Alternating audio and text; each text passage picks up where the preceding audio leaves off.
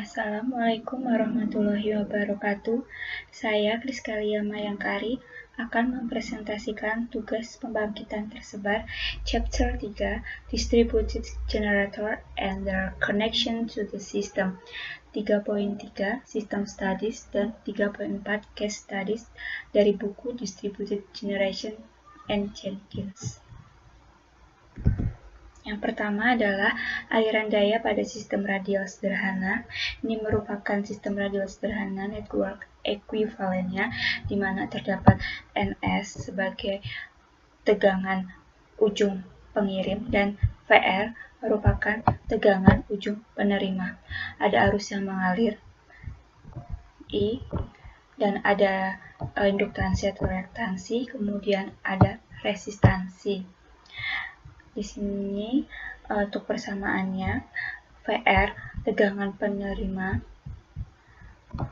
sama dengan Vs dikurangin Rjx. Ini merupakan impedansi saluran Z dikali dengan ini merupakan I atau arus ya di sini sama dengan ini.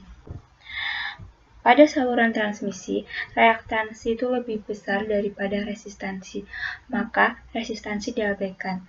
Biasanya sudah diketahui berapa tegangan pengirim, daya penerima, dan daya reaktifnya. Sehingga untuk mendapatkan VR menggunakan metode iterasi, persamaannya menjadi seperti ini, di mana ini merupakan Z tadi, impedansi saluran, dan ini merupakan P aksen dan Q aksen yang merupakan dari penerima. Untuk VR sendiri di sini yang akan dijadikan nilai iterasi. Jadi nilai iterasi untuk awal itu adalah 1 PU VR0. Kemudian untuk iterasi selanjutnya menggunakan hasil dari iterasi dari VR0 itu sendiri. Dilakukan berulang-ulang hingga VR sampai nilai konvergen. Selanjutnya adalah aliran daya pada sistem mesh, di mana di sini adalah ini merupakan sistem mesh. Bus 1 itu sendiri merupakan bus pembangkit, kemudian bus 2 merupakan bus yang terhubung dengan beban, bus 3 juga merupakan bus yang terhubung dengan beban. Untuk menghitung sistem mesh ini menggunakan power flow atau aliran daya. Istilah yang digunakan itu yang pertama adalah slack bus, suatu titik bus pada jaringan yang sudah ditentukan nilai tegangan dan sudut. Ini merupakan bus yang sebagai referensi. Kemudian ada bus bar yang terhubung langsung dengan pembangkit atau generator bus. Kemudian ada bus bar yang terhubung dengan beban atau load bus.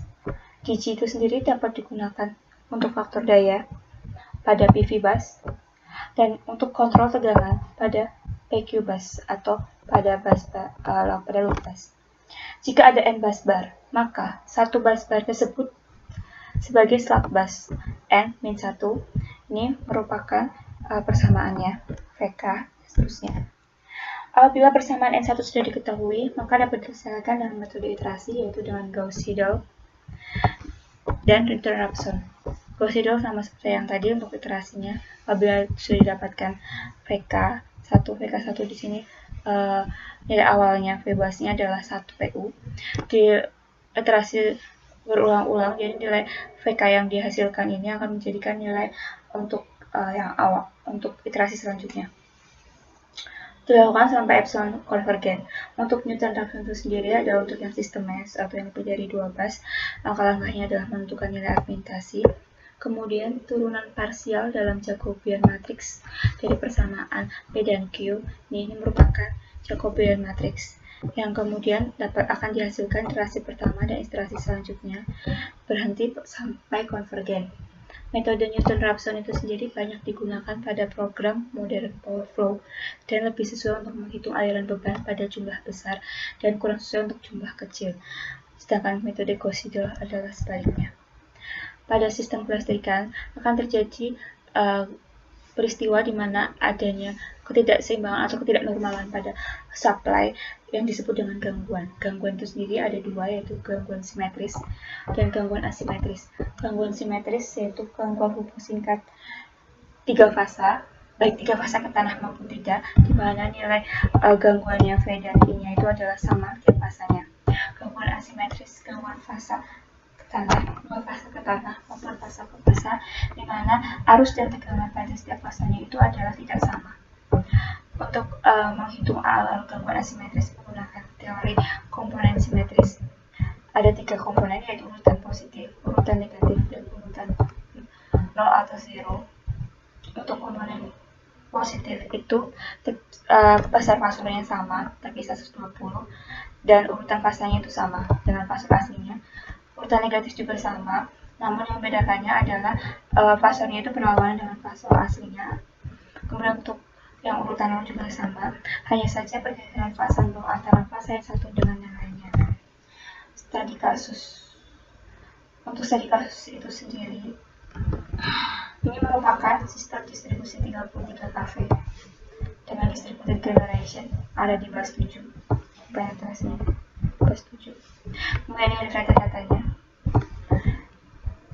Data-data ini untuk perhitungan menggunakan IPSTA software power system. Yang pertama adalah untuk mencari steady state tegangan steady state di bawah beban puncak dan beban minimum. Ini untuk yang beban puncak, kondisi beban puncak. Aliran daya mengalir dari ujung pengirim ke ujung penerima konsumen. Di sini daya yang disuplai oleh DC akan mengalir ke konsumen, sama halnya dengan yang grid. Kemudian apabila terjadi minimum loading, bebannya minimum, maka kelebihan dari daya yang dihasilkan oleh DC ini akan kembali ke grid. Ini merupakan tabel tiap bus, tegangan tiap bus, dan setiap bus. Ketika DC dioperasikan pada unity power factor, maka terjadi perbaikan profil tegangan. Bisa dilihat pada saat ini backloading. Pada bus 3, 0,959 PU. Itu tanpa DC. Apabila ada DC, maka tegangannya akan naik. Pada saat kondisi beban minimum tanpa DC, profil minimum losses dan profil tegangan juga akan naik. Koneksi DC akan meningkatkan tegangan pada busbar dan kelebihan daya akan ditransmisikan kembali ke grid dan akan adanya kenaikan losses.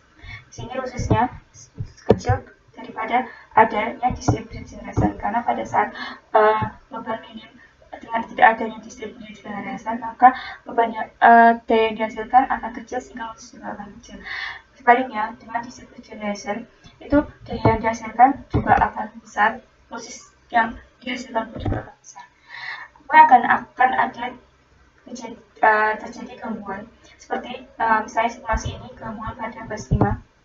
Untuk yang tanpa DC, gangguannya sebesar 72 MVA karena kontribusi yang gangguannya di sini itu hanya impedansi grid, di sini grid, impedansi di sini ditambah dengan impedansi yang lokasi gangguan itu sendiri. Jadi bus 1, 2, 3, 4 ditambahkan dengan bus 5 impedansinya. Sedangkan untuk apabila ada DC yang terkoneksi pada bus 3, nilai gangguannya akan lebih besar karena selain kontribusi dari tadi yang grid, impedansi grid dan impedansi lokasi itu sendiri, juga akan ditambahkan dari impedansi DC itu sendiri, sehingga akan dihasilkan gangguan lebih besar. Salah satu gangguan yang dapat terjadi pada DC adalah saat suplai dari pembangkit utama terputus. Kondisi ini disebut atau loss of grid. Saat terjadi loss of grid ini, maka beban yang harus disuplai DC akan lebih besar atau overload pada generator induksi. Pada kondisi ini, generator induksi tidak mendapat sumber daya reaktif sehingga membutuhkan sumber daya reaktif lain agar generator induksi tetap operasi. Dapat menggunakan kapasitor, namun kapasitor tidak dapat mengikuti beban-beban, maka bisa menggunakan STATCOM. STATCOM ini memiliki keunggulan yaitu bisa mengikuti perubahan beban. STATCOM dapat digunakan untuk mengatur aliran daya reaktif dengan mengubah magnitudo tegangan dari voltage source converter terhadap sumber tegangan yang terhubung ke bus. Ini merupakan salah satu contoh adanya STATCOM pada grid supply. Demikian yang bisa saya sampaikan, kurang lebihnya saya mohon maaf. Terima kasih. Wassalamualaikum warahmatullahi wabarakatuh.